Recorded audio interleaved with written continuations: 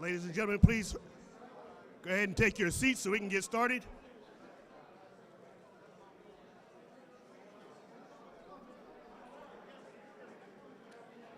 Mr. Munson, can you hear me back there? Mike? Andrew, can you hear me back there? Please take your seats.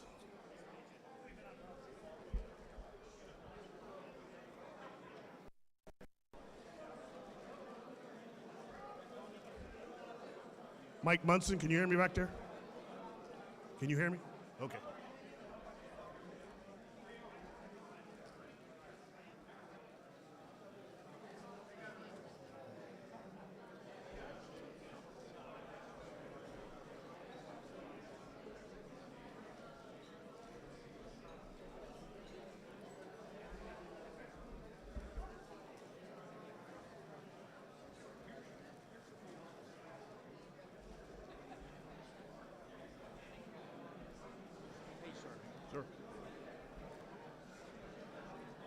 Good afternoon, ladies and gentlemen, and welcome to the Marine Corps Association's Force Design 2030 Luncheon. I'm retired Sergeant Major Kevin Bennett, I'm the Director for Professional Development and the Area Rep for the Quantico in the National Capital Region. This luncheon this afternoon is co-sponsored and co-hosted by the Deputy Commandant, Manpower and Reserve Affairs, Lieutenant General David A. Agwan. Sir, we want to thank you and Sergeant Major Rodriguez for supporting this event. And most sincerely, we want to thank you for supporting our mission of advancing leadership and recognizing excellence. Our musical support this afternoon comes from the Quantico Marine Band. This brass quintet is led by Staff Sergeant Kendra Ulrich. Our color guard support comes from the Quantico Ceremonial Platoon. The color sergeant is Sergeant Samuel Corral.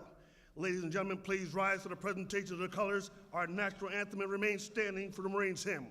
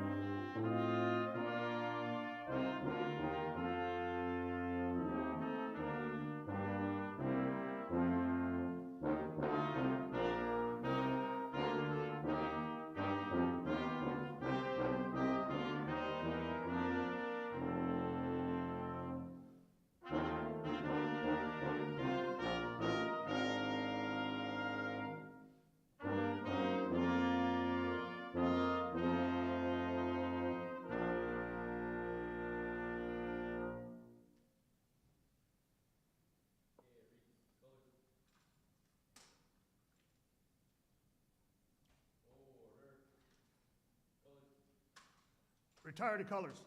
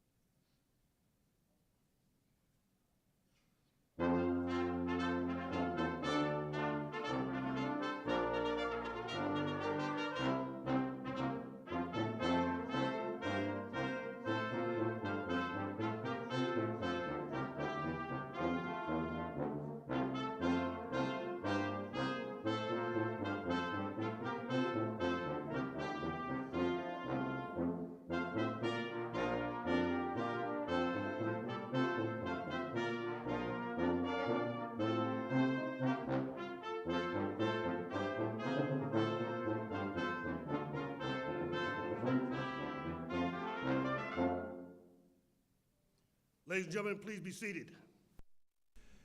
It's a pleasure to introduce the President and CEO of Marine Corps Association, Lieutenant General Charles G. Schirodi. General.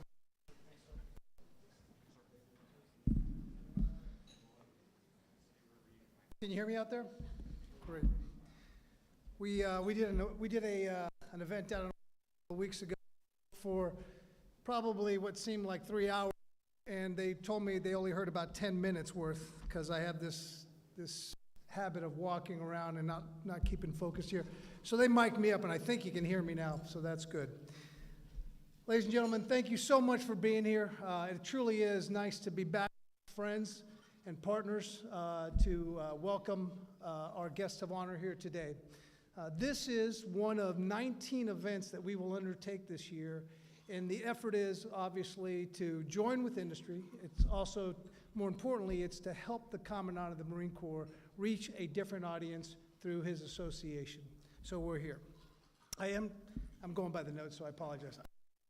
Lieutenant General Chuck Schirodi, retired, and I am the President and CEO of our association. Sergeant Major Bennett, thank you so much for your time. So we're gathered here today in what is the #2 or the second event of a continuing series, which we call Brown Bag Lunches.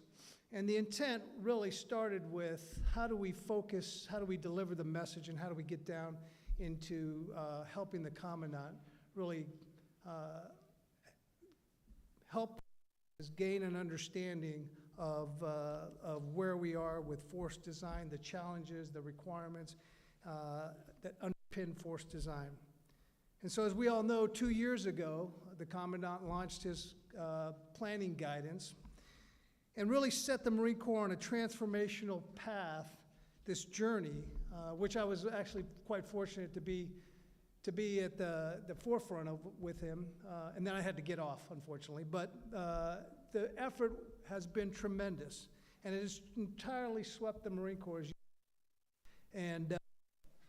And it's put us in a position where we have to fight and win battles, but more importantly, as we transform or evolve, ready to fight the future battle on the future battlefield. And that is a challenge in and of itself, for all of you know what that is. And so today, as we drill into this discussion of force design, we start to focus in narrowly into manpower and talent management. And in the past, we've done such a great job of bringing on concepts, but not really adjusting the manpower model to fit that. And so we've got to have the people or the capability sets or evolve that it's caused us a challenge, and the Commandant has recognized this. And it's been eye-opening, eye-watering to see how Dave Audignon and his team have put into march a plan which will help us get to that level of modernization that's needed in a very archaic and outdated manpower system. And so if you go back to our first event where General Smith was our guest of honor, and obviously having a prime position as at the time before he became Assistant Commandant, he had he was CD&I. And he had the weight of the Commandant and of the Marine Corps to really evolve this concept, sell the concept, and so he started the series for us. And I think for you that attended, the feedback that we received was very positive, and only the way the Assistant Commandant can do.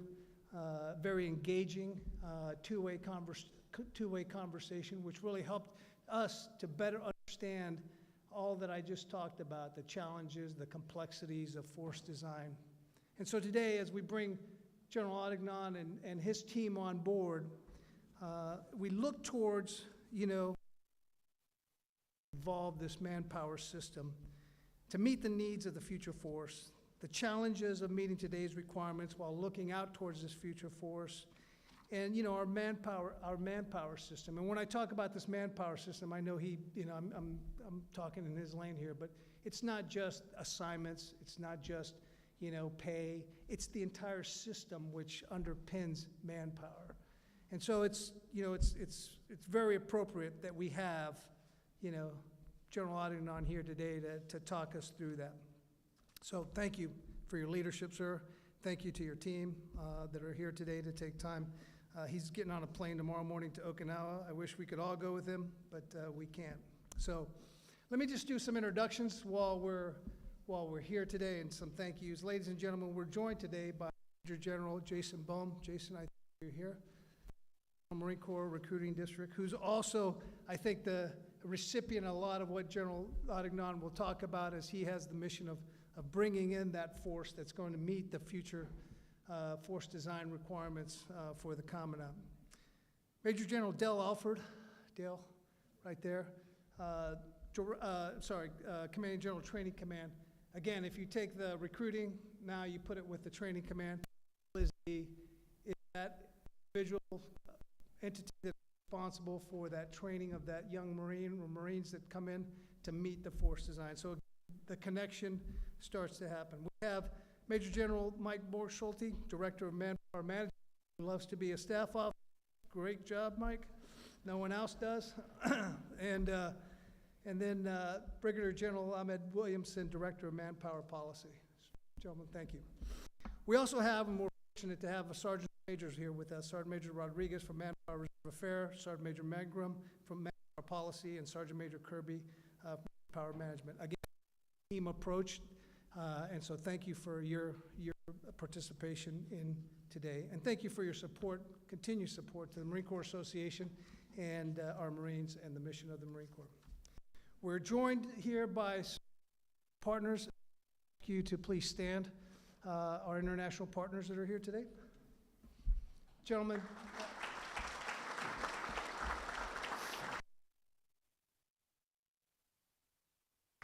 Thank you so much.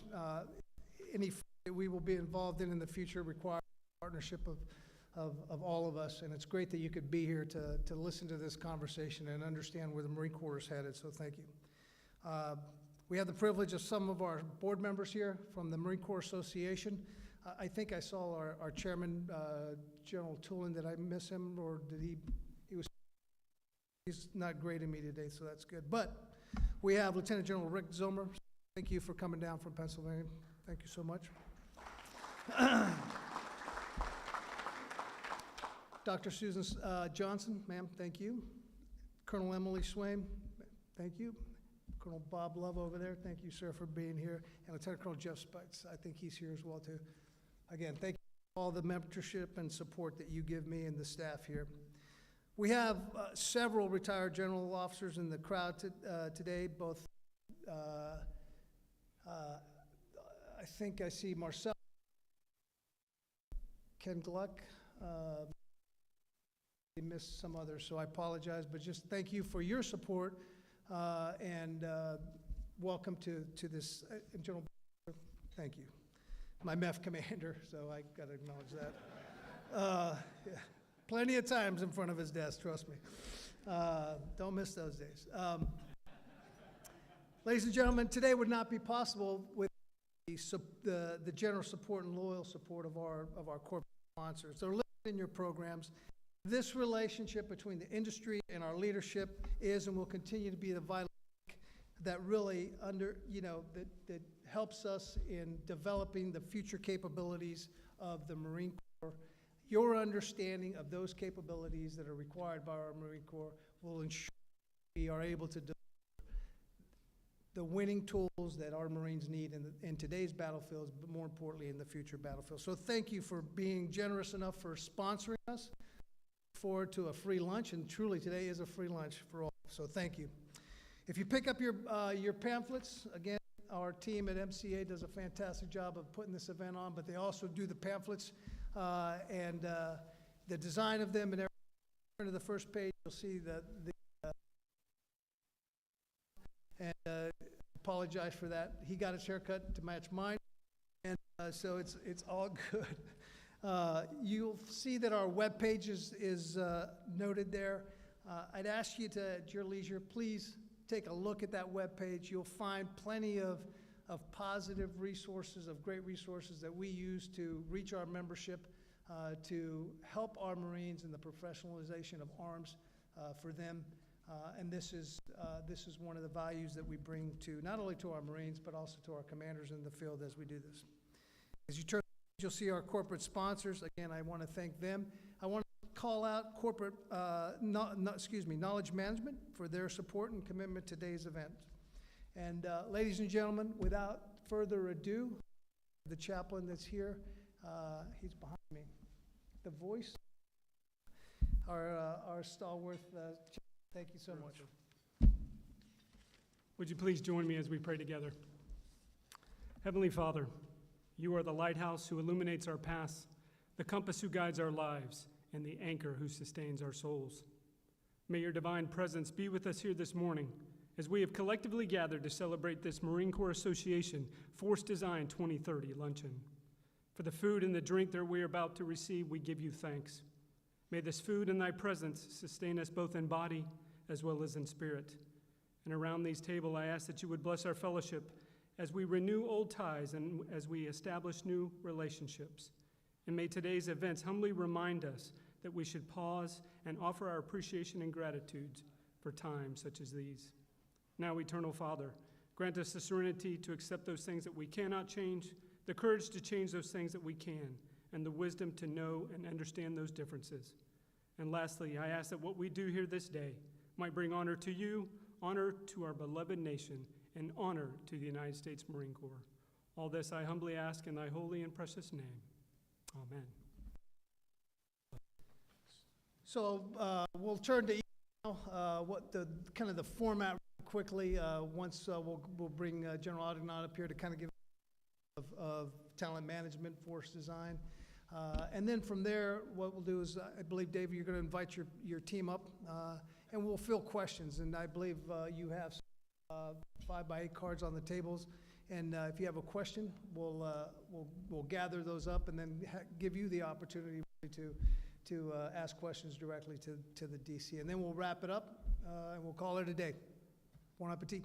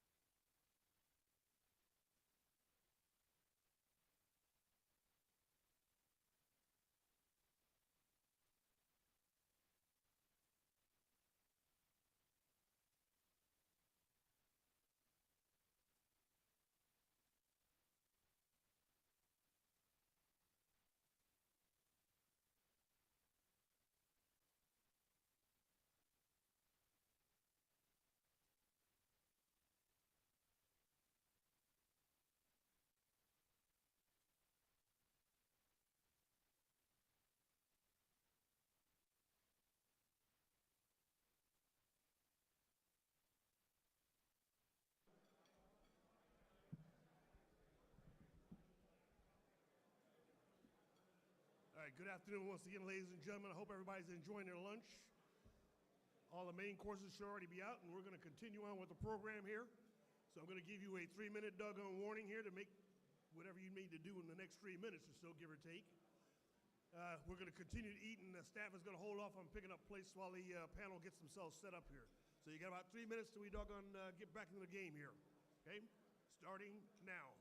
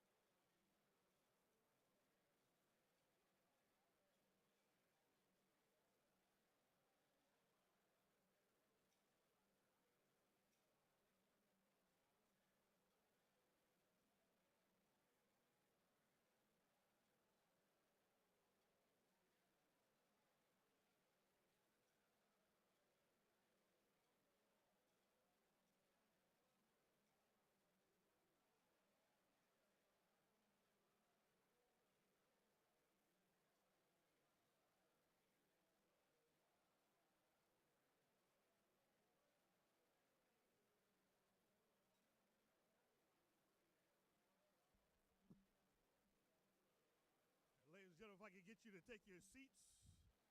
Mr. Munson, I just went off.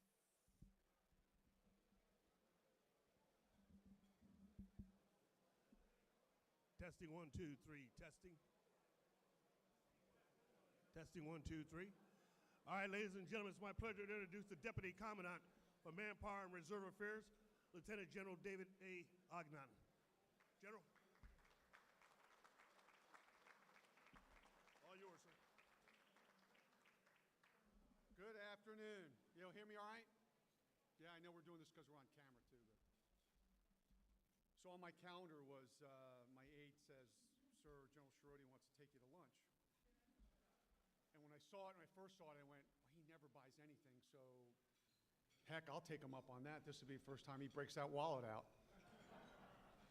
And then like a week later, sir, it's for 160 people you're on a lunch with. And I went, okay, what are we talking about? And then when I found out what it was, I jumped out. I said, oh my gosh, what a great opportunity to come down and just kind of give you a glimpse into what we're working on. And then the thought occurred to me also was, you know, I've got some bright people that are my teammates. Why don't I bring them along as well? And you get a chance to see what and who we are. And I think there's a little takeaway here, a visual that I would offer to you that I want you to recognize. It's not just officers that I put up on this table.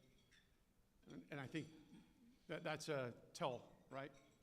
I have senior staff NCOs who are involved in this process, each one within each one of these directorates, within inside Manpower. And I think that's a powerful message for everyone to see, and especially for a young Marine down in the trenches to recognize that majority of what we're talking about is young Marines that we want to take care of. I got a couple of notes. I wrote them down just to make sure I stayed on track. I'm like New Jersey guy. I'll go off on a tangent here, but I think I would want to set the scene this way. So talent management was written by the Commandant, published, and it's strategic guidance. We're all smart enough to recognize that. The first thing I would offer to you was that this just didn't start like in November of 2021. I would offer to you that we've been doing talent management for decades. Some of you are great products of that. I would also say that when you cracked it open and you'd go, okay, there's some things in here that we ought to be thinking about and doing better. And the impetus of that clearly was, if we're designing a new force that's going to have a different global impact, it's very possible that the way the product of which we assess, train, put in a unit is going to have to change, and we're going to have to look really hard at that. And ultimately, that's really what this was designed to do, was to capture that and to think strategically and put vectors in place so that we could put ourselves on a path to deliver that. And it really was a 21st century design that the Commandant kind of offered. Said, Dave, this is what I think we need to get after. You know, a way to ensure that we have the right way to develop warfighting capital. I think there was a piece in there that I looked at and said, there's a value proposition, there's a business proposition in here, Commandant, and I can read between the lines. I think there's a desire to get after a return on investment. How do I increase the return on the investment for the Marine Corps? Because we know Marines are exquisitely expensive. I would say across the Department of Defense, we are exquisitely expensive as an all-volunteer force. So how do you achieve a greater return on the investment inside this design in order to field and have Marines where you need them across the globe? Knowing that the complexity of what we face will be there. So 2030 was published. It got a lot of attention. There were a lot of people in their corners that were attacking culture, right? It was the first thing that I said to the Commandant was, sir, I can deliver. What I can't deliver, what my team can't deliver, is the cultural piece. That'll take all of us to lift together. Because inside this document, there are those, and inside our culture, where this will challenge. But clearly, to me, I saw it as a rebalance. When you read through this thing, and I'll cover a couple pieces, it was a rebalance. It was a rebalance which you see in today's labor market between labor and management, and I would offer it's between the Marine and the Marine Corps. The only difference between us and civilian, as I always said, look, hey, gentlemen, ladies, we're one tick to the right. It's always about the Marine Corps. But we do need to think about how we rebalance and how we are transparent with Marines as we find those talented individuals, manage that talent, right, and deliver to the organization.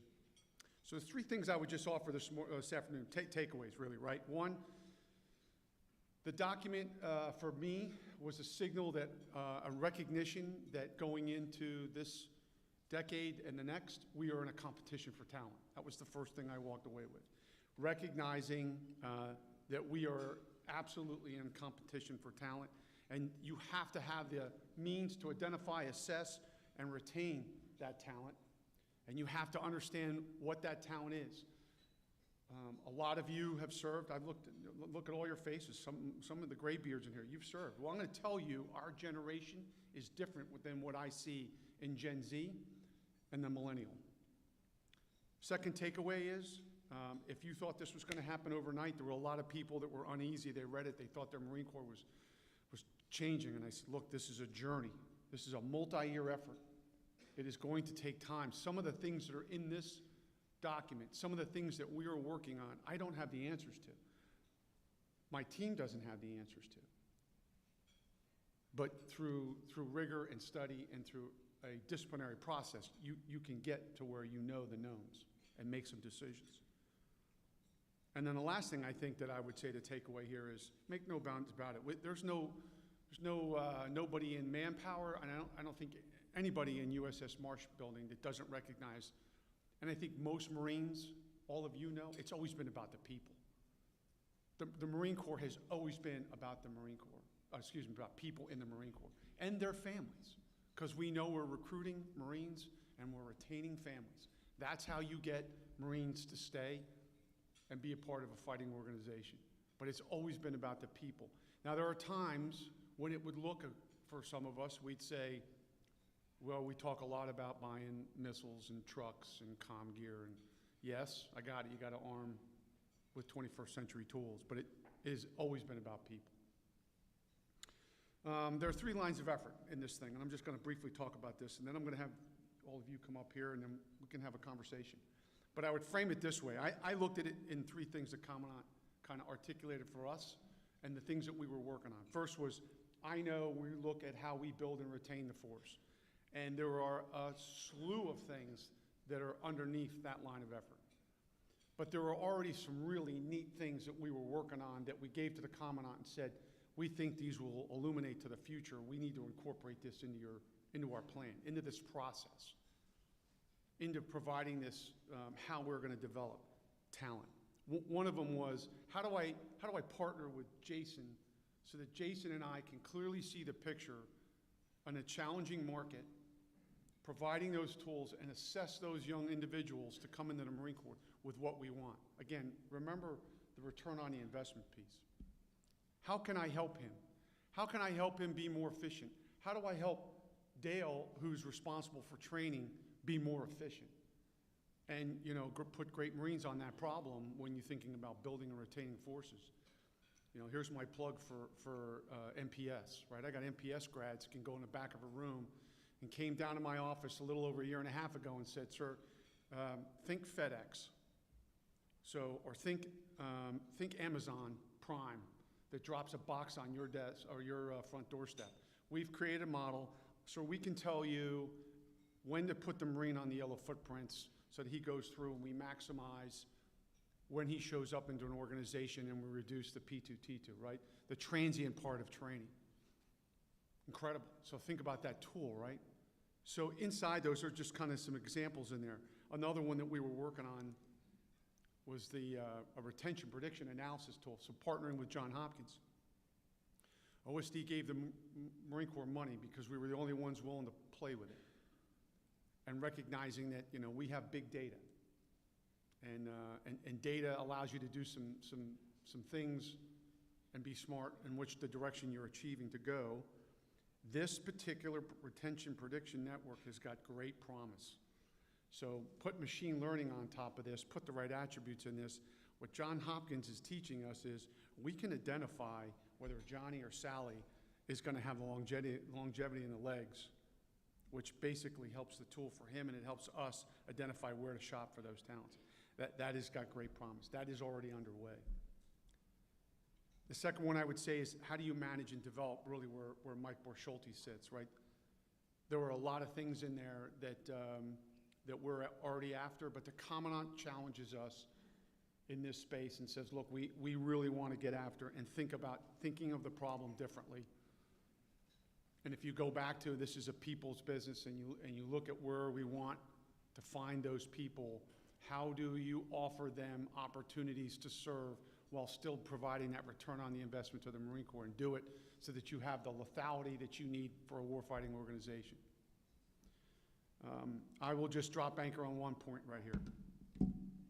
I was sitting in front of the HASC, and the first question, the first zinger that came to me, and I knew it was going to come, and I know it's talked about in smoky bar rooms around here in Quantico, was this concept of lateral entry. What does that mean for the Marine Corps, lateral entry? And depending on who you spoke to, there was all kinds of great ideas of what they thought that was. And I think, like I told this this congressman, sir, you really need to understand what the Commandant said. And he was very specific, but it kind of got lost in translation. The Commandant said was, I recognize that I have exquisite skill sets that I will need for the future force that is going to operate in contested environments, that will be in a stand-in inside the WES as a stand-in force, inside multi-domain.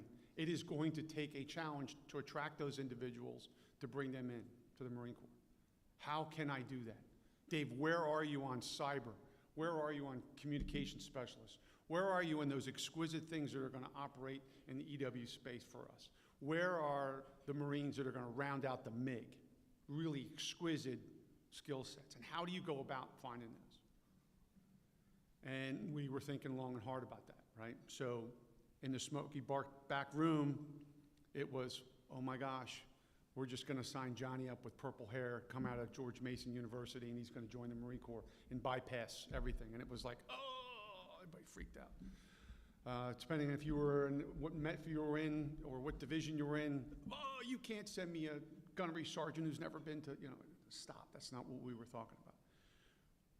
This concept is a concept that we are exploring. Thinking about how do you attract a man or a woman with the skill set that we want, given the congressional authorities that I already have, we possess. So Congress has already told us, you can, through constructive credit after post-baccalaureate, bring people in the Marine Corps and put them at a different pay grade and scale commensurate with that education. And we went, okay, that makes sense. So you could be the young man or woman, let's just say a man who's got cyber experience who wants to be in the military. You're going to go to officers candidate school, and you are going to go to the basic school. But when you show up at Fort Meade into a combat CPT, a combat team, doing cyber, you may be a major by the time you show up there. I mean, think about that for a second. That's what we were referring to and thinking about, and how do you manage that individual so that you can round out those expertise. So I throw that one there. The second one I would just want to just drop anchor on a little bit here is the Commandant has talked about, again, when you think about return on investment, how do you retain the force? What do you retain the force? Most of you grew up in a Marine Corps where we brought a cohort in and 75% of it went home, we kept 25% of it. And we did it year after year after year after year. And the idea was, boy, we're giving a lot of talent up. Is there people inside that maybe we can keep a little more? And how would you do it? And what would the requirement be from CD&I building a formation that says, yep, that's commensurate, you can retain X? We're still studying that. But there's great interest in how you mature the force, because there is a proposition that needs to be explored. Can you reduce non-EAS attrition? Can you lower costs in the supporting establishment? Can you do those things that provide you that offset while having a little bit more in a formation that has just a little more maturity? Don't know which way that goes. I would tell you the Commandant is pushing really hard to explore what does that mean. I would also tell you right now in the Marine Corps, just to tell you where we are. We think we've already stepped out on that. So we've already increased the top 6 staff NCO ranks in the Marine Corps. It's already been done. It's already been published. We're already fielding against it. We've already increased the number of officers in various formations. The officer to enlisted ratio in the Marine Corps is about 1 to 6.9. It was 1 to 11 when I came in the Marine Corps in 1987. So there already is some maturity laid in there, right? But that gets a lot of attention. And then the last thing I think really quickly is the third line of efforts. How do you inform and how do you interface? This is exciting right here, right? This is what I think a lot of people get interested in. I said something about data, right? I looked at this about 1.5 years ago when we were the first to jump to the cloud. So we went to AWS Services, jumped to the cloud and said, okay, boss, put the entire man portal on the cloud. Single service, multiple applications. We now have the ability now to put 21st century tools against the monitor. I'm embarrassed to tell you that if you were to go to the USS Marsh, go to the 3rd deck and go see your former monitor in his little cube where you went, they're still using the same thing that you used when you were back in the Marine Corps. Spreadsheets, one sheet over here, and who were you again? I have this idea, this thing that I kind of been prescribing to is the Ender's Game from the movie, Ender's Game, where I want total asset visibility, I want total information visibility. Start pulling those things into the cloud, put them so that they interface in the data on this one pipe, and allow an individual to be seen in great transparency. Allow the individual to see the options with great transparency. Allow the dialogue and the mentor to come in and provide richness to that conversation. Allow that to be seen. For the pilots in the room, MMOA 2 already has all of M-Sharp. I can see every qualification on every pilot. That's the step in the right direction. Now I got to pull in McTims, right? I got to pull all the training data in from around the Marine Corps and continue to pile this on so that I have Ender's Game. Ultimately, what I think the future looks like for the Marine Corps, and this freaks some people out.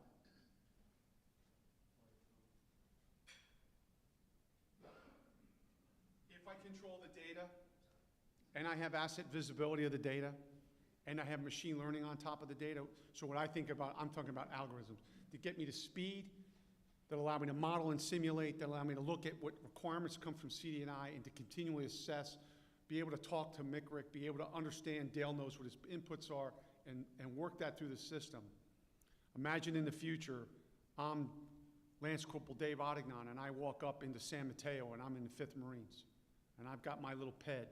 Now, I know there's a lot of people who are here and are going to go about PEDs, right? But let's just hear me out for a minute. And I walk into San Mateo. Ding, welcome to San Mateo there, Lance Corporal Odignon, report the building, whatever. Because I can see him, he knows where he is, right? We know, because I can see him, I pop him. I populate it. He goes to the company gunny. He fills out everything, just like USAA getting car insurance. Fills out everything I need about him right there. And all of a sudden now, the company gunny, the battalion commander, regimental commander, division, the ones, me, back here at the corporate level, we see him. He populates and we have him. Total control of the asset. I minimize all the overhead for the administration piece of it. Now just put yourself forward in the stand-in force somewhere in the Pacific. Same principle. That freaks some people out. Now, that's just kind of thinking out of the box. How could you, I'll give this back to you, Ty. What's all this stuff you got on here, man? Delete that. But this is a great space to play in. I would offer you, this is the most exciting place that we have been playing in. Trying to bring in some of those tools that I described, or predictive analysis tools, things that allow me for shipping, things that allow me to do MOS selections, things that allow me to put algorithms on top in order to create speed and transparency. Back to my piece about finding the rebalance, just a tick to the right, but allow that rebalancing so that there's a dialogue between where an individual seeks and where seeks to serve and where his God-given talents or her God-given talents are, that we can place it at the right place, right point of friction, off they go. A lot in here, and I'm just gonna stop there. I'm gonna ask my crew, probably because the microphone's here, it's probably best to take a seat up here. And I'll stop there. I just wanted to kind of give you those 3 lines of effort that kind of bucketed how I see it. The 3 takeaways are very, very important for me to make sure you know. We know we're in competition. You should know that Jason's job to find talent to come in the Marine Corps is at its greatest challenge. Careful. Greatest challenge right now to go and find Marines to serve. Why? Direct access is one. COVID. Can I go see him? Can I get to him? Then there's a whole bunch of different things going on in today's society with regards to service. Jason's got to go plow through that. So we got to be really good about understanding that we're in competition. What's the Army given bonus there, Jason, for an 18 Bravo? It's like 40, 50 grand? 50,000. Yeah, 50 grand. They're offering a young 18-year-old 50 grand to be a rifleman in the Army. So think about that. Now, we have a different model in that competition, right? Once we hook you and you get in, you want to serve a next enlistment as an infantryman, I'll give you 40 grand on the back end of that. That's the return on the investment. Remember, this is going to take time, and it's always about the people. So I think we already introduced everyone here on the table, and so let's just kind of see where we are with questions, and if I can't answer them, there's my smart bank right here. Chuck, please. Chuck Sharoti. Thanks for lunch. I appreciate that. Yes, sir. Yeah, hey, listen, first of all, thanks, Dave, very insightful, and just before I go into the planted questions, what I wanted is, you talk about this vision of Ender's Game and everything else like that. The reality of it is you're now direct competition with resources, right? So the cost of what you see and your vision and against the cost of what it takes us to field a lethal force. Talk a little bit about that, because I think that's really where the prioritization for the service needs to take place now. What's most important? Getting us away from the 70-year-old archaic manpower system, or the need for long-range maritime strike? So if you haven't picked up the Gazette, Commandant said his #1 priority was manpower. So sometimes it's great to be the main effort. You get all the comms, you get all the fun, and sometimes not great to be the main effort. But in Palm 23, the Commandant put his money where his mouth was, right, and said, this is my priority, and he funded it. He made then Dog put a wedge in, not wedge, wrong word, but put the money against it, and then now Mo Mahoney's got to put the money for us, which is good, over the fit-up. Palm 24 will just continue to build on that. So there is an effort now to recognize that there are going to be resources placed against this endeavor. Has to be. What I don't know is things get exquisitely expensive really quick. And ATL, PEO likes to tell me how acquisitions for IT is going to be, uber expensive. I think there's a path there. I think we've demonstrated it for the Commandant, but I think it's got more work to do. What I'm really excited about was 2 years ago, I had to get on my knees and beg just to be included, what I thought to be in the YPEB. Put me in the warfighting PEB, put me there, that's where manpower belongs. Now to an argument of, I don't have to do that anymore, and I don't get thrown out of the room because the Service 1 just walked in. Now they gotta sit down and go, you're right. I got congressional interest items, and I got requirements for modernization that have to be on the deck. That is a very good sign. Here's the bad sign, my words. I wanted it yesterday. I wanted it a month ago. I wanted it 2 years ago. What I worry about in this particular endeavor is the velocity in which I want to go for the Commandant is there's always an obstacle in my way that has to be breached. And that is the thing that's the most challenging, I think, for the team. I think it's very challenging for Syscom. I think it's challenging for Skirk Glavy. And clearly, it's troublesome for the Commandant because he wanted it yesterday. I'll give you an example. I have Marines on the back of a napkin that have sketched out a requirement. It's pretty cool. It's our version of marketplace. Bad word. You say that, the Army's got their version of marketplace, right, and what that was going to be. Mixed bag. And the way I look at marketplace for the Army is, that's the way they want to manage talent. What I would tell you is everybody wants to go be, everybody wants to go to Colorado, right? Everybody wants to go to 4th ID. Nobody wants to go to Camp Humphreys, 2nd Division, right? And so what I find out is there's a how you compete for talent down here. Back of a napkin, Marines sketched this thing out. Again, understanding kind of what I gave them as an intent, a vision towards Ender's Game. Said, boss, we have something we can spiral off of right now that will allow us an interactive tool, video tool, a data tool that will allow us to, as this spirals out, lay AI against it, continue to build as we're moving forward. So I think there's a path, because I know I've seen it, but we can do that. Time's not my friend. Money, believe it or not, I think I can get on my knees and keep asking for shillelaghs, and the Commandant's going to keep feeding me, at least through what I can see through Palm 24. Thank you for the planted question. It's all good. How about from the rest of the crew? I mean, I know there were supposed to be cards going out, but why don't we just free form here and just ask away? There's no question that we're afraid of up here. Just sound off. I think yep.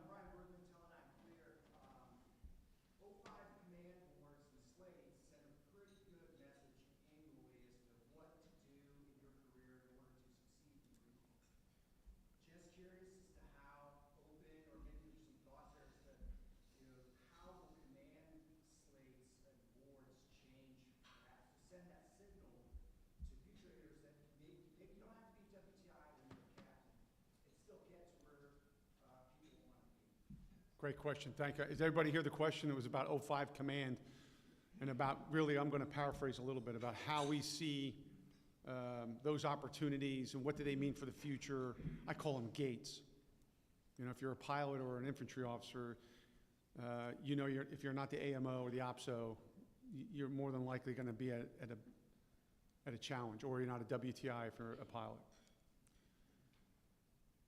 So I think first thing I would say is this is the challenge that I think we have been put on our doorstep. That's the strategic question, and it is a cultural question of, can you create and model a staff track and a command track, marrying opportunities where they're equal. So an Assistant Chief of Staff G6 is equivalent to 06 Command, for example. And then how do you balance the gates into '05 and what is commensurate with that and a staff job that would get us forward? So I want to introduce Ty Zagurski. Ty's, most of you know Ty. He had he was on the corner with a brown bag, and I found him in Stafford, and I was like, hey, do you need a job? No, actually, it was an incredible opportunity to hire Ty. Ty works for the Commandant. And Ty's job is to think strategically with a hand-selected team from around the Marine Corps. Commandant gave him carte blanche. He's got about how many? About 8 or 9 in your team with the ability to build off and scale. To answer and look towards and report directly to the Commandant. So, of course, he's AdCon to me, I get him home, but he's OpCon with daily interactions with the Commandant and the ACMAC. And I will attest that, you're watching a free dialogue conversation with him and the Commandant. It's fascinating to see where he and the ACMAC are thinking. But this question of, and one of the things that I've asked Ty was, we've already have a series of quick wins lined up. But think big, think long, think strategically. And one of the things we're looking at is how commands line up. The 06 board was really interesting this year. Mike, help me out. When we were looking at the 06 promotion board, we had several in there that did not have 06 command. Do you remember how many? Do you remember? So 5. Not a whole lot. I mean, we're only picking, I think, was 60, 70 colonels. So small start. But it was a decision that was, look, there are people in here inside this that we think we need for the service, which was an indicator, right? The 05 command board, still absolutely competitive, right? And we're looking exactly how do you identify which those traditional gates are and the ones that we think, look, you don't have to go do that in order to be successful. My challenge to the team, the long view for me was, I want in the future a very rich and robust, deep pool of 05 and 6 lieutenant colonels and colonels across the disciplines of the MAGTF. Because what I see sometimes is we start to select down and you get into a pool where you're not getting everything you need across the Marine Corps. So that doesn't help the Commandant lead his Marine Corps and provide a lethal force to the Joint Force. So that's the overall goal. How I do these things, we will see. I'm excited to look at it. There are a lot of people that are excited about it. There's a lot of unknown questions about how do you do that. Our ethos of being in charge and leading and being in command, think about that from when you first came in years ago to where we'd be today, telling a young officer, you got a path. It's just culturally different. Got to get your head around that. Any other questions, any other comments on that? Yeah, Mr. Briggerman, thanks for that question, because just this morning, I think in addition to how we look at the command and staff tracks, we are managing the talent in a better way in the sense that we had a commander last year that was selected for command at BMM, one of our top commanders, and he turned it down. He declined command after selecting. In times past, what we would have given him is a declination letter, and then he would never be able to take command again. And the reason that he did this was for a family situation that has now been corrected, and he's one of our best. And so this year, in the old style, he would not be able to compete for command again. He will compete for command this year and likely get command, so why would we lose that talent? I mean, that's the things that we need to look at, and those are easy. Those are quick, easy wins. So thanks for that question, because I think as we continue to look at command and staff tracks, that's something that we can do now. What company would allow their top talent to walk out if they want to come back in? So in a sense, it's been driving hard for years. Maybe take a knee. We let them take a knee and go to the location that was going to help him and his family. They're back and they're ready to fight again. So thanks. Hey, Dave, if I can real quick, just on that point, I want to turn to Sergeant Majors. We talk a lot about officer career path. Talk to me a little bit about the enlisted path now, because again, that's our force. So what are we doing to retain that talent?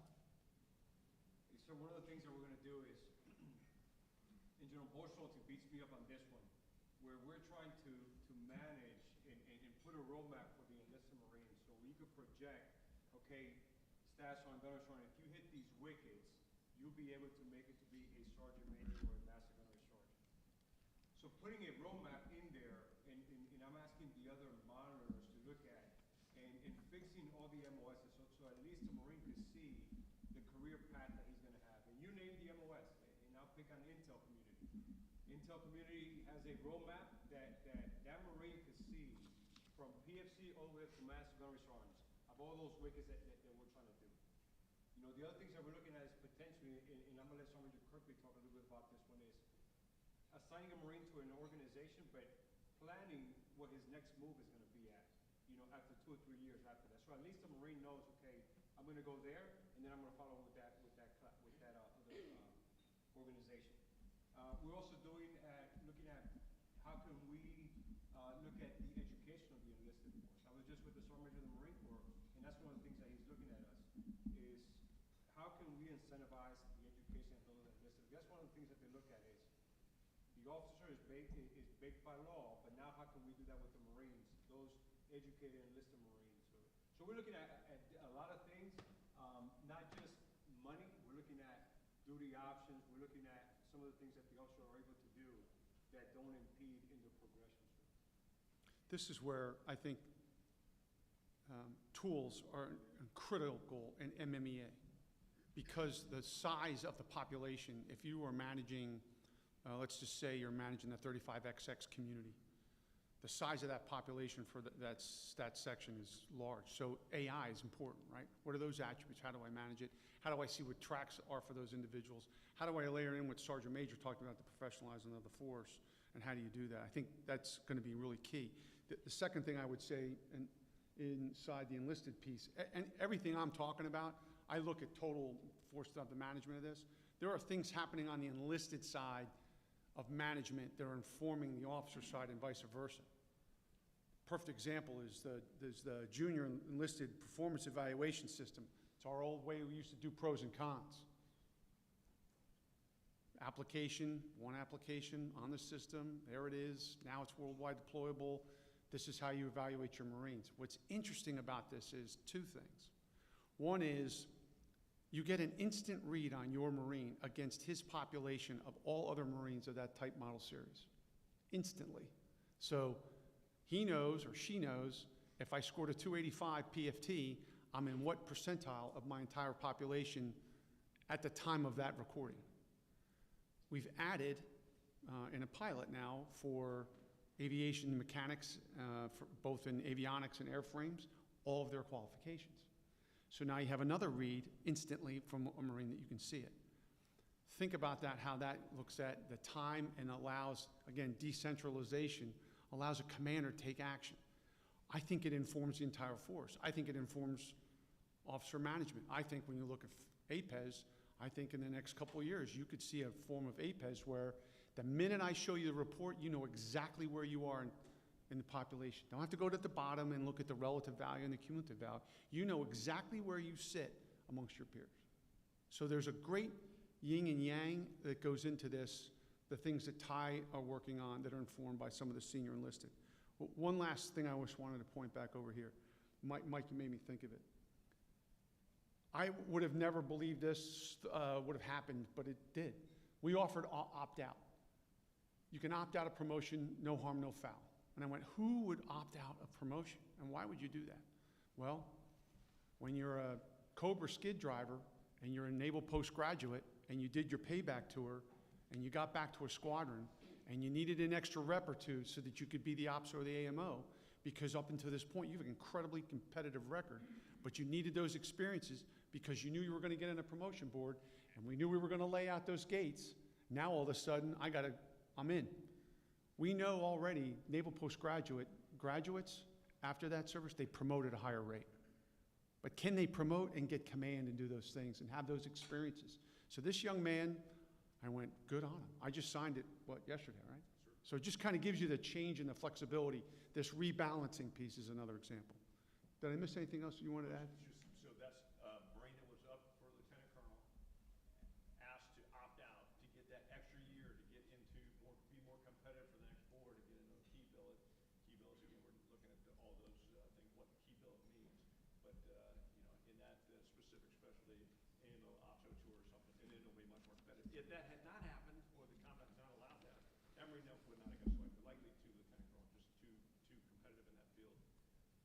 And then back on what Sergeant Major was saying about JPES, the exciting thing about the education, so you get promotion, our enlisted Marines get promotion points for education, but we've now added, you also get promotion points for the first time ever for warfighting skill sets.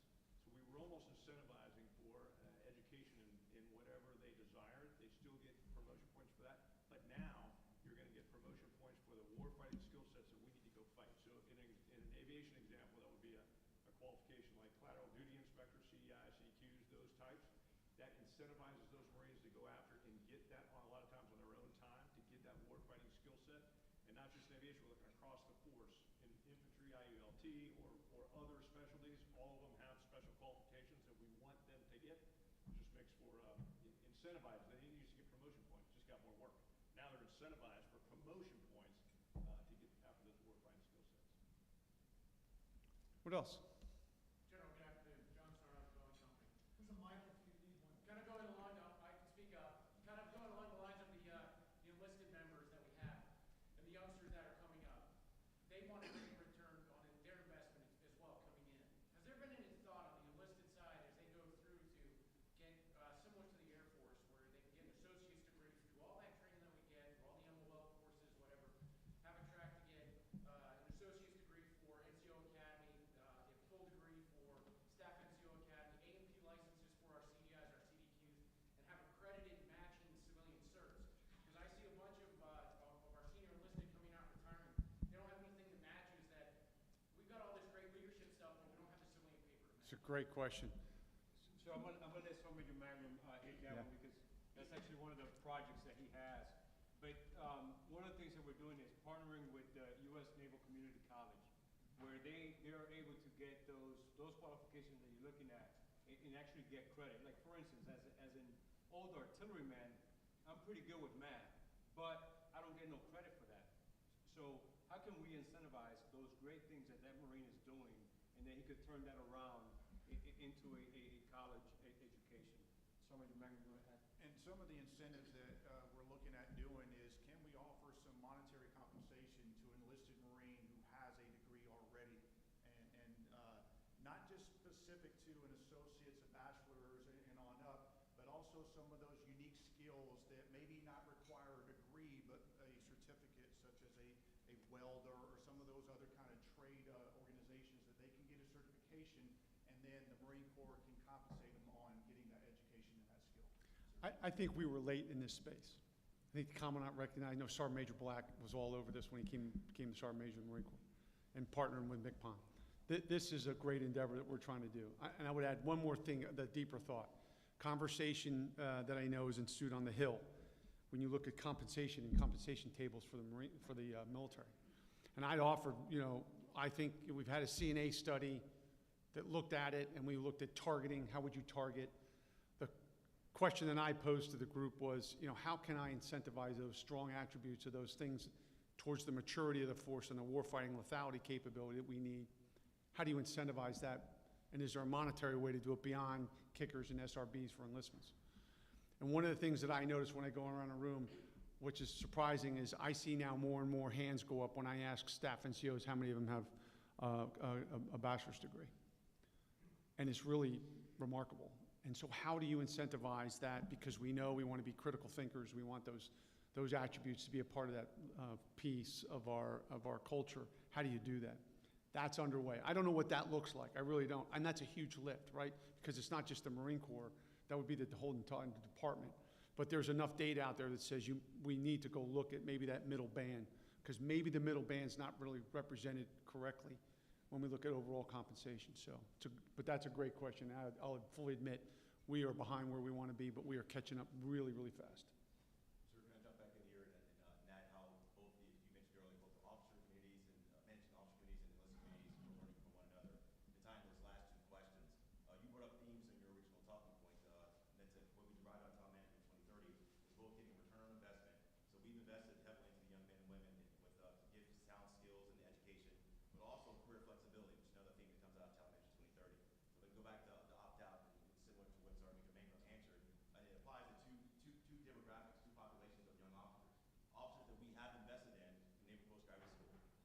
told them to go there. We selected them because they were sharp in what they in the areas where they were in operation with the fleet.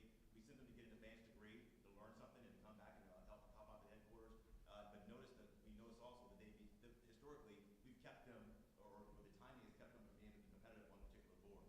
So knowing that a Marine is that we've invested in may be off timing. That opt out allows them to get back into the fleet to get to a critical skill or to a critical assignment, as General Adnan mentioned. But the other case also that is not mostly televised or recognized is for those Marines who actually want to go out and get what we call a career enhancing experience through industry, through being a fellow, or through some other additional assignment. So that's the career flexibility that we've offered to young officers, but also realizing that we want to get the return on investment as well. So we're learning one from another as we've managed both the officer and the enlisted populations, getting that return on investment for the institution, but also offering that career flexibility and not killing a Marine's career.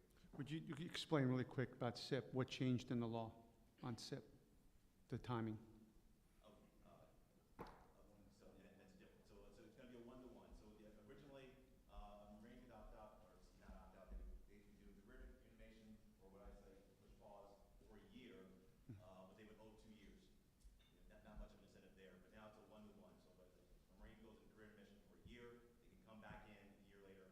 And the difference between the opt-out and the career intermission program, I call one is pushing pause. In the career intermission program, you push pause in your career, and then you do go experience whatever it is in life. Because for a lot of folks, it's a life-changing decision or or a major career decision. Then they come back in a year later. Opt-out is you're still going. I mean, you haven't pushed pause, but you just opted out for promotion for that one board to get back into the Right. fleet, get back to those critical assignment, and then compete again the next year. And it does not count against you as a pass. Yeah, thanks. General Bobby, you had a question, sir? Thank you, General. Dave Byler, Raytheon Technologies. Obviously, talent assessment is a subjective endeavor. And my question is, who's going to be the ultimate judge of that talent? My sense is that technical skills and technical competence maybe become more the coin of the realm, certainly in a pure challenge. And my experience has been, and we talked about this a second ago with aviation, that perhaps the sergeant's major may see talent a little bit differently than the master gunnery sergeant. So I'd be interested to hear from the staff NCOs on that. Thoughts?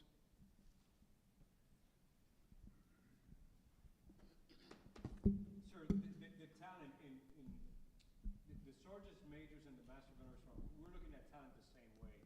And it's interesting to have those conversations because historically you have sergeants majors that a lot of times just focus on the discipline portion of it. But it actually has been a collaborative effort between the sergeants majors and the master gunners and those SMEs saying, hey look, that Marine, and all these things come into play, especially when we're getting ready to re-enlist a Marine or do those things, that traditionally, that Marine, and right now we're re-enlisting those Tier 1 Marines. We're looking at those specific niche that those Marines have, specifically like in the aviation. You know, when you look at the tiering of those Marines, I'm looking at those qualifications that those Marines have. And a lot of times those qualifications will help raise, but we have not, it's a fine balance. We have not gone away from the disciplinary portion of it. And just because a Marine has all these qualifications, that doesn't mean that we're going to turn a blind eye, you know, because yeah, it's a good balance. But we are looking at both of those things, sir. And it's a collaborative effort between the SMEs and the sergeants majors, sir.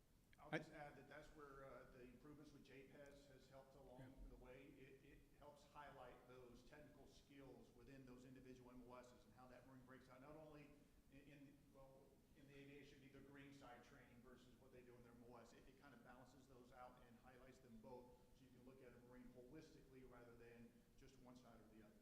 And again, we tried it with the aviation because it was a proven MOS. We're looking at all the other MOSs. So all those MOSs provided all the inputs to MM. And now they're going to look at, okay, how can I give points to those Marines, like for that infantry Marine, if he went to ISLIC, if he went to IOC, how does he rack and stack against his other ones? And again, those are, we're focused on the big ones that have been proven those matrix of qualifications, sir. And I'd like to add on to that, as Sergeant Major Mangrum was talking about with the JPES, the input comes from the Master Gunnery Sergeant and that Sergeant Major. So like, I'll give you an example with the JPES that I have at Manpower Management, of all those junior Marines, you'll see the Master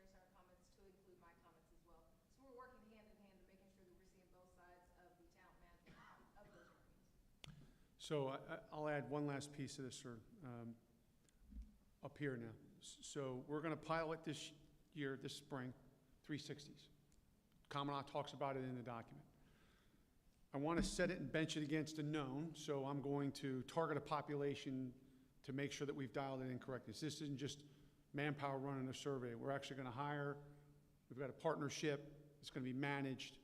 Think leadership of the peak almost, but just a different sense. Targeted 0506 commanders in command now. Assess that and full rollout next year with a larger population. Within the following year, the option for the commandant is how far down do I want to go into the enlisted ranks? Because we had talked about targeting, majors, and we had talked about targeting first sergeants, sergeant majors, gunmaster, gunners. How can we use that tool to assess where an individual is? The long view would be, and I think this is, we'll see where we are as we go on this path, is how does it inform a board on an individual?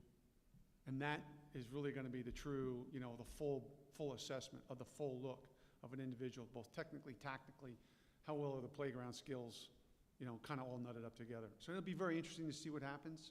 I'm excited for this to see. There was a lot of angst about how this was going to roll out and what we thought this was going to tell us. But I think it'll be very interesting where it goes as we assess it. What else? Yes, sir. Sir, Brian Ball, General Dynamics Information Technology.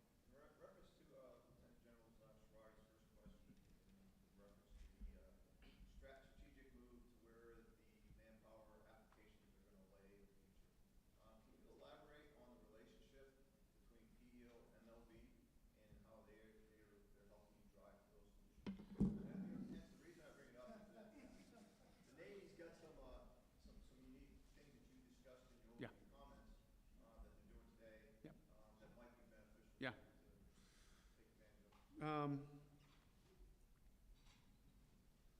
of. It's a great question. It's my great headache right now, is to get inside and understand within the statutory requirements how fast you can move at that velocity that I think we need to go at.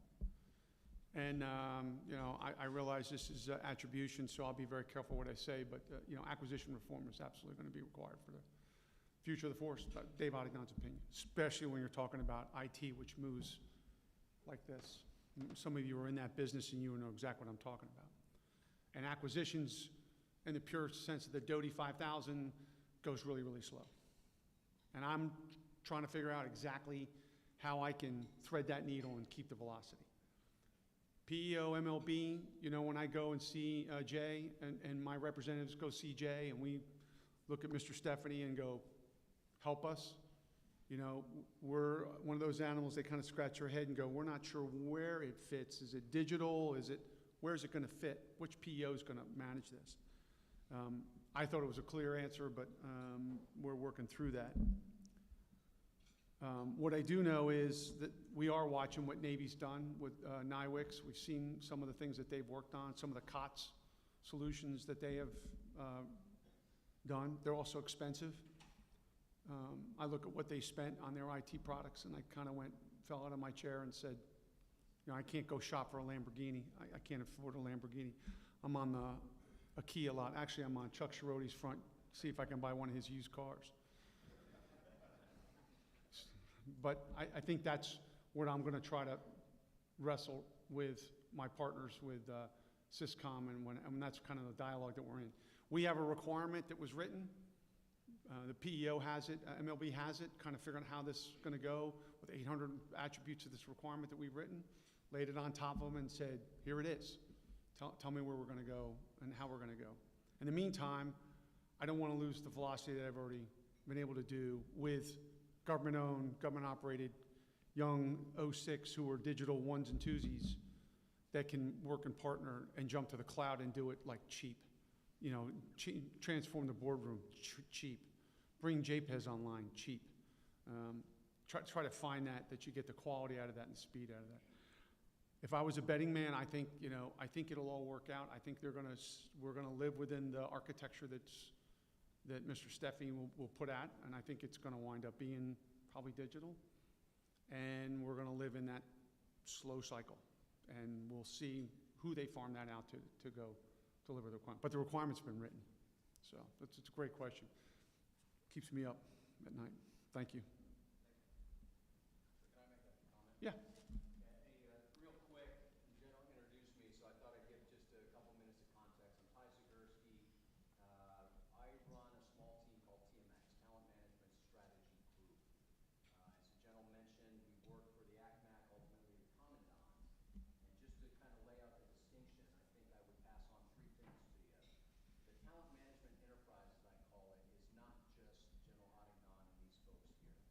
If you think of the way the Commandant described talent management, the ability to attract, recruit, develop, and retain the right talent to meet the aspirations of Force Design 2030, right away you've just crossed MICRIC, TCOM, M&RA, and oh, by the way, the target set of that future force is designed by CDNI. The other thing I would pass on, and the Commandant's very clear when he talks about this, the purpose of TM 2030 is not just to give Marines additional career flexibility. It's not just to swing the pendulum between management and labor. The ultimate in order to is to meet the aspirations of Force Design 2030. The basic premise within that document is that a differently designed force that will operate in a complex future operating environment will need different talents. It'll possibly need more senior grades within certain communities, employing different capabilities. And so I would just be careful every time I talk about talent management is to remind folks of the in order to of it. And then the last thing I would tell you, just because folks ask me about the distinction between what this crew's doing or anybody else, what the ACMAC has charged us with at TMX is to think strategically and think unconstrained, so that we're not just redeveloping a talent management system that kind of looks like the one 30, 40, 50, 60 years ago. So I just offer that as context before we finish today. This was a genius stroke of the Commandant. It really was. I thought that this belonged. I built this TMX and got into a wrestling match and recognized I've got so many things on my plate at the operational tactical level to manage for the Marine Corps. And this was a great opportunity to free that up, free this enterprise up to think long, think big. So again, handpicking folks that were inside manpower and outside manpower, which was really remarkable. And, and getting the right guy to lead it. So it's lead turn, like go. So Ty is an HQE expert in manpower, comes on top of this, and it absolutely has achieved exactly in the early stages what I think the Commandant wanted to do. At speed, let's go, think long, think deep. So I think it was pretty good. I think one last thing, if there's any other questions, I was going to finish up with one thing I think is probably important to mention. Anything else? Yeah, please.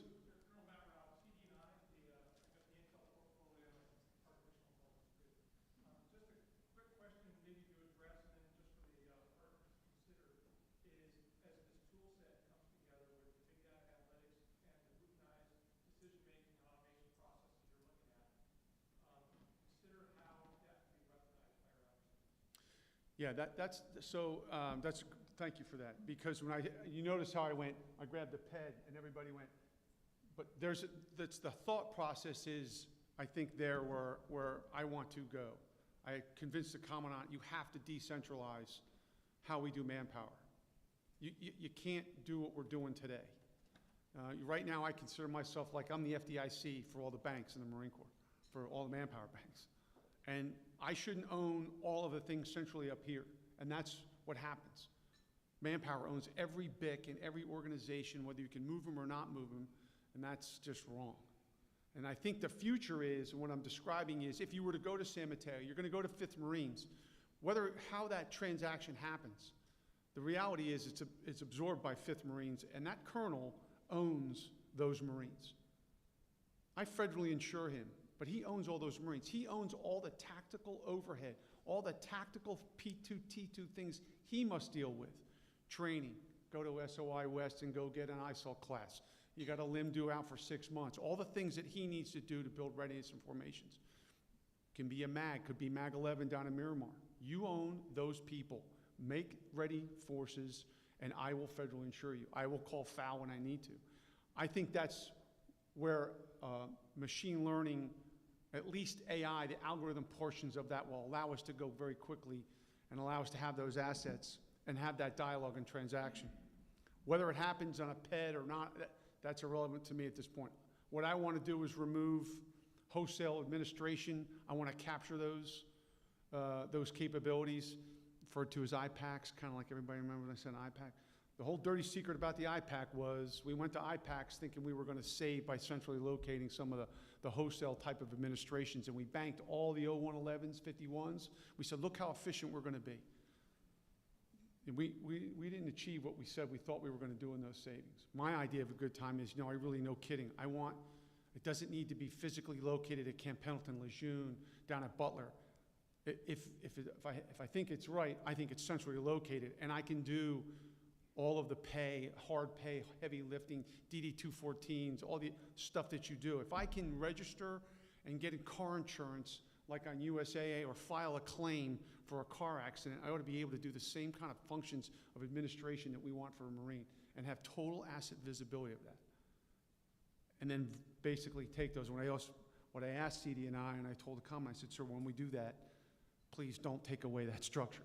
Let's get it down into the regiments and get it into the mags, because they're going to need those individuals.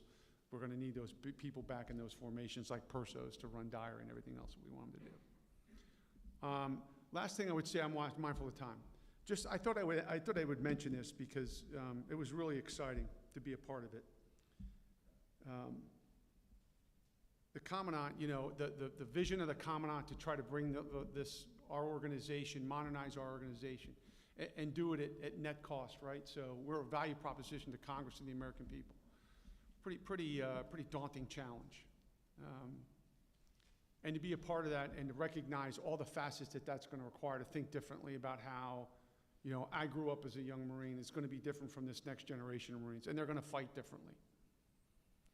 And, a lot of angst when you look at about the amount of money that we're trying to generate for the Marine Corps to be applied against systems and people and things.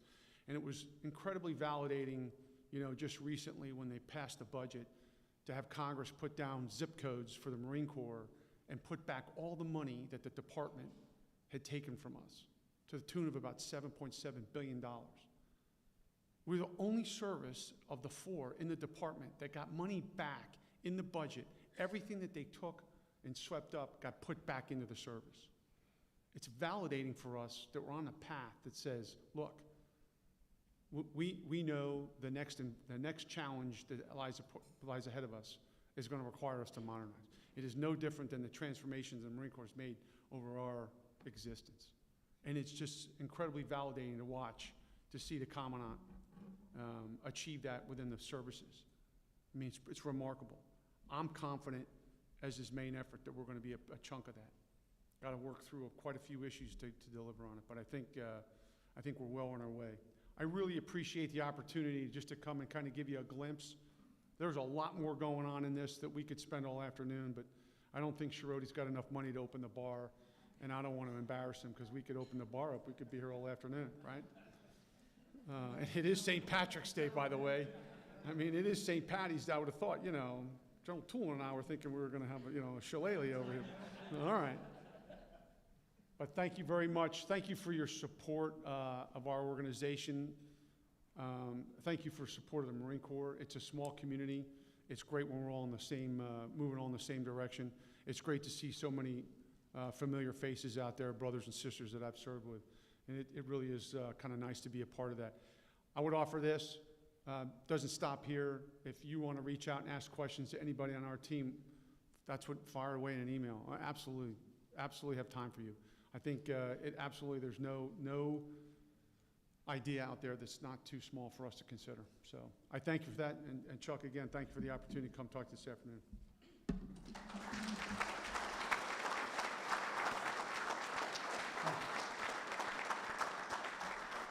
Well, ladies and gentlemen, we come to the conclusion of our event. I want to again thank General Adignan and the team that have come up here to help us gain a better understanding. I hope you walk away from this event kind of charged up with the understanding that there is a vision. There is, as Dave puts it, money somewhere to go after all of these things, and I think very achievable. So thank you again for your time and the leadership that you've all provided to this. I want to put a couple of advertising plugs in here. So these discussions, as we looked at them and rolling them out from the association, really have one aim point, and that is for modern day Marine.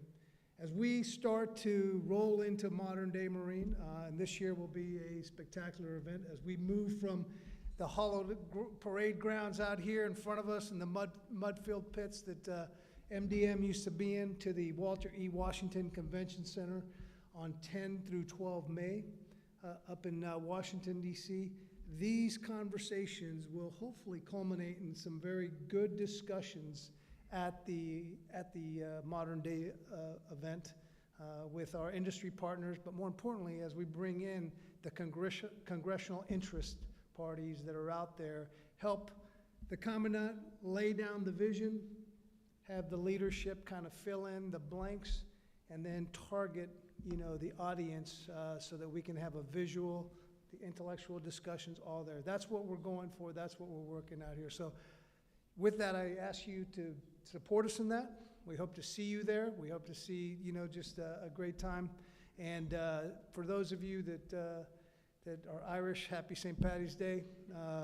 We used to have an Italian holiday. I don't know what happened to it, but, I did wear my green thing so I wouldn't get pinched. So anyway, thank you very much. Safe travels, and thank you for your continued support. Sergeant Major.